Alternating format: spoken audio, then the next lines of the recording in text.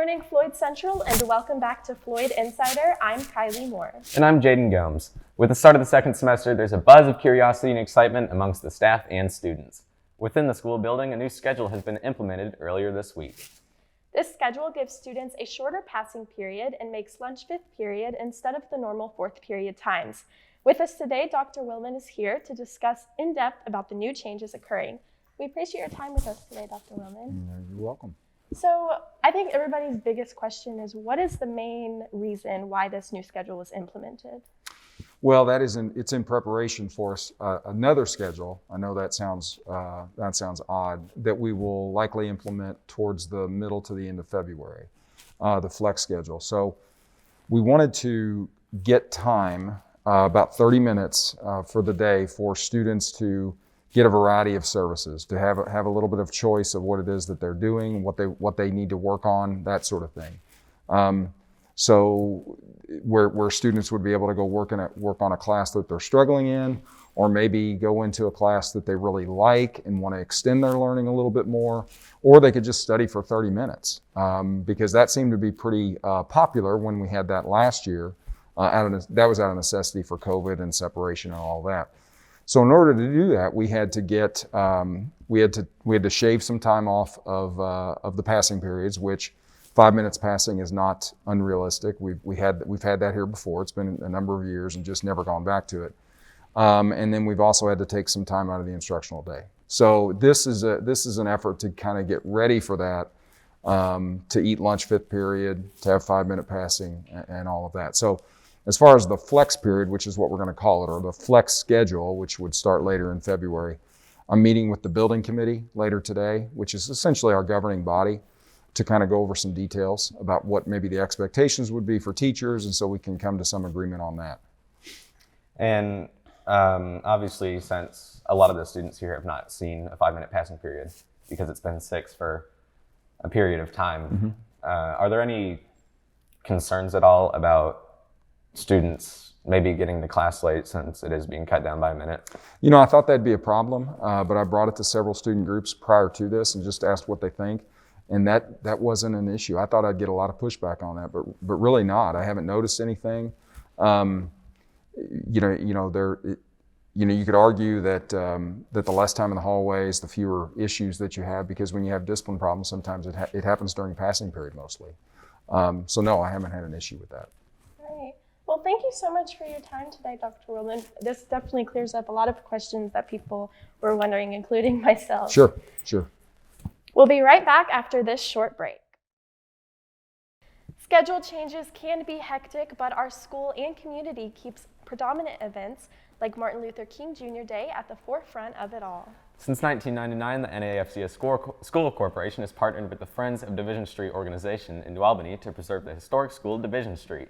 Together, they've collaborated to spread awareness and educate the Southern Indiana community about this operation of this school throughout the segregation era.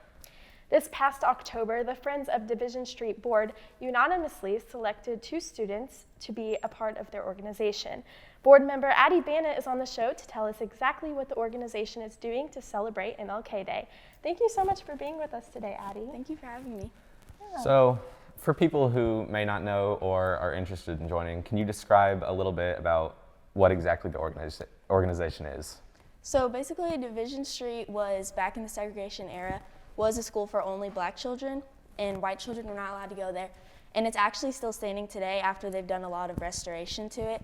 So basically, there's like a museum and a lot of like community events that they do to keep like the history of segregation involved in New Albany. That's a really great way. And so what exactly is this organization planning on doing for MLK Day? So for MLK Day, we basically promote Black history like throughout the whole year, but for MLK Day, there's always an annual dinner held at Northside, and there's usually a diversity award presented, and we on Division Street nominate and award that.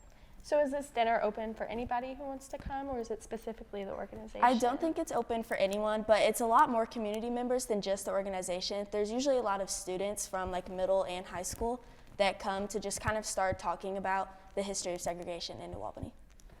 And obviously this is a really important organization. So what exactly is the most important part of it to you?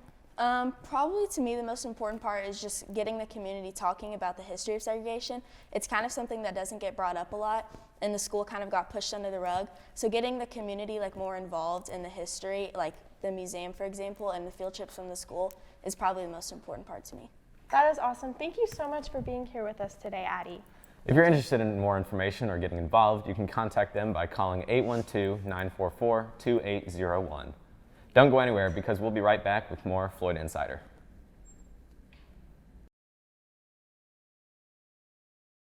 With recent events and a surge of COVID cases regarding the Omicron variant, Floyd County has become a red zone, and both parents and students alike are wondering what we can do to get back to an orange county. We are going to throw it to FCTV's Jude Harrison with the Director of Operations at Baptist Floyd Health, Brian Cox. Thank you, Kylie. So what are the things that we could do to get back in the orange zone in Floyd County? Really, one of the most important things is when you are sick or maybe feeling under the weather, and you're not quite sure. Could it be something that's COVID? Could it be allergies? It's really school-wise, stay home from school. There are much easier options there. Obviously, masking is important, but sometimes we know that people will pull that mask down and interact with some friends, interact with family members that that's in some cases just furthering the spread, especially with the new Omicron variant. It spreads much easier than some of the prior variants. So people are, they may have just a stuffy nose or a little bit of a sore throat that they've dealt with in the past and not thought anything of it.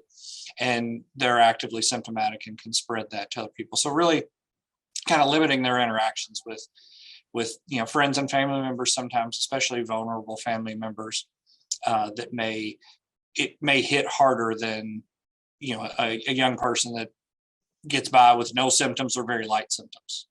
Yeah, so with Omicron, you said mask reduced it, and obviously we've known that masks have reduced it. Would you say masks reduce it the same as normal, or would you say they reduce it more or less? It helps in all the variants. Masking has and a lot of it, as we've seen over these last almost 2 years now, a lot of times when you're inside and around people, it's spreading faster than when you can get outside. So the colder months have been a little more problematic as we're kind of in right now. It's certainly easier to not mask when you're outside. You've got more free airflow and opportunities to distance yourself from people versus being inside and being in close proximity, even in a mask. Masking is still important, but also kind of what we're seeing is the most important is when you are sick or feeling under the weather, to not actively be around people if you can avoid it. A special thank you to Brian Cox for joining us today. With a new year and a new semester, countless opportunities have opened up, and the new year is looking to be quite the ride so far. I'm Jaden Gomes. And I'm Kylie Moore. Thank you for joining us today, and we'll see you next time on Floyd Insider.